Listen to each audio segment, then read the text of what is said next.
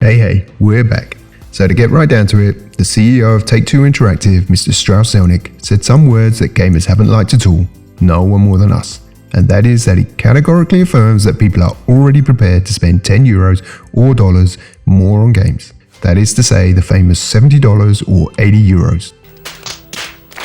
In this video, we will analyze what he said, give our opinion, and tell you why we believe that he isn't right, no matter how much some people out there want to defend this position. What we say today may not be liked by everyone, but if we have a YouTube channel, it's only fair to give our opinion, and freedom of expression is about this. So let's dive straight into trouble. At a recent conference, Take-Two Interactive CEO Strauss Zelnick justified that some games may be priced as high as €80 for various reasons. I'll read one of his statements verbatim to begin with. In terms of pricing, we announced a $70 price point for NBA 2K21. Our view was that we're offering an extraordinary array of experiences and lots of replayability. The last time there was a frontline price increase in the US was in 2005-2006, so we think consumers are ready for it. Dude, maybe you didn't choose the best example. That is, NBA 2K21 in the next generation isn't a totally new game, as they announced from the beginning.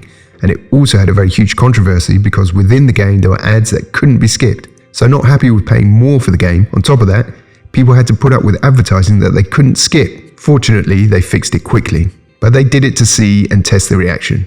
We aren't stupid. If you also think this is a scam, subscribe to the channel and give the bell a slap, so that we will make many more of these videos with the hottest topics in the gaming industry that you can't miss. As for NBA 2K21 being a replayable game, that is quite a broad concept and depends on your point of view. All games are more than replayable because we play them a lot and for many hours.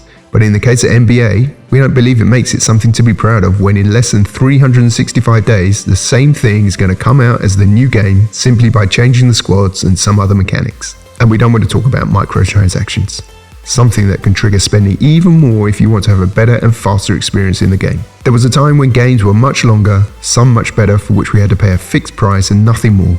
A golden age of gaming that, unfortunately, will never return. It is true that now games need much more money to be produced, but the amount of hardware sold is much higher than before. And also, money is made from many different areas: online subscriptions, DLCs, and a long list of things that didn't exist before. And those generate huge profits for companies. So putting that as an excuse, as Strauss says in another of his statements, is something that we don't buy either. With all of this, the only thing they achieved, at least on our part, is not only that we won't spend more, but that we will wait a few months until the game is half price. Because going back to the case of NBA 2K21, it was a failure in sales, and it only took a little more than a month for it to be on sale with a 30% discount, and a few more days to be at 50%. Remember that we're in the middle of a pandemic, and the normal thing is that people are not willing to spend more when they are getting less. It's logical, right? On the other hand, and unfortunately, a successful case in this is Sony, who opened Pandora's box by saying that the PS5 exclusives were going to go up in price, and people accepted it, and they are selling well. I'm talking about the Demon's Souls remake. So sooner rather than later, the other companies will get on the bandwagon to increase their profits, and Microsoft will surely follow suit. But at least they give you the option to have their exclusives in Game Pass from day one, and that per year would cost less than those €80 for a game. It's logical, right? If people pay more for one thing, why won't they pay more for something else? What is clear is that PC gamers are laughing so hard at this news. And having said that, we want to reflect on why it seems to us a scam to pay $70 or €80 for a game. And it's as simple as the fact that the current starting prices seem too high for what we get, and the first thing that comes to mind is the case of Cyberpunk. Imagine that you pay €80 for Cyberpunk and you find it like it was. What's your problem?